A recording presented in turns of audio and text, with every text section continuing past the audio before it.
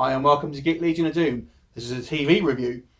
Today we're going to be looking at Kindred, which was a short-lived vampire film based on the White Wolf role-playing game, I think, or board game or something.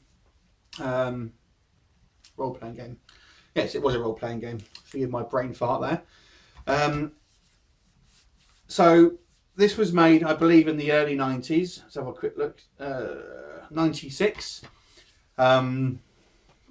And is essentially the tale of various vampire clans and their sort of struggle for power and the sort of the political games that are played between the different clans. Now all the clans have a slightly different MO and work slightly differently to another, hence there's some friction within that.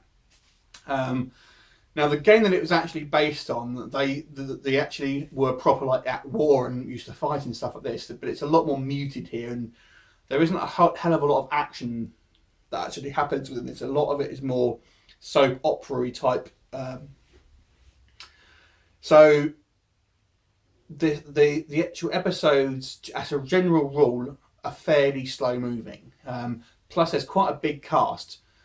Now the reason this only went on for a short time, part of the reason was the main actor who plays up the prince, I believe, of the ruling vampire clan, was killed in an accident, I believe it was. So unfortunately, the show was cancelled essentially along with that. I don't think it was particularly highly rated anyway. So it only lasted a short time.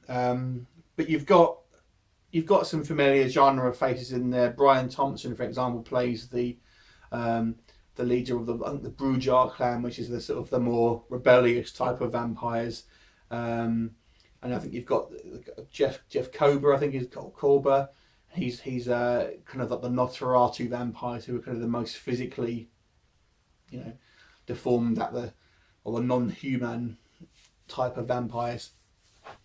And there are a couple of interesting episodes, but generally speaking, I can understand why people didn't really like it.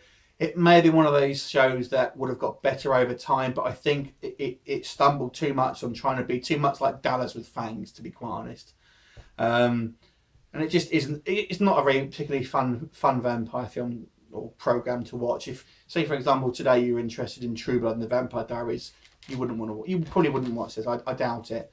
If it was made like that now, if they remade it today, obviously I think it would be probably a lot different show, probably a lot more violent and sexy and everything. But it was really aping the sort of success of those like Dallas and Divinity type shows, I think, and it was very much like that, but trying to be a bit more edgy and dark, and it unfortunately just didn't come across like that. So unfortunately, I'll give this short-lived TV series a 5 out of 10.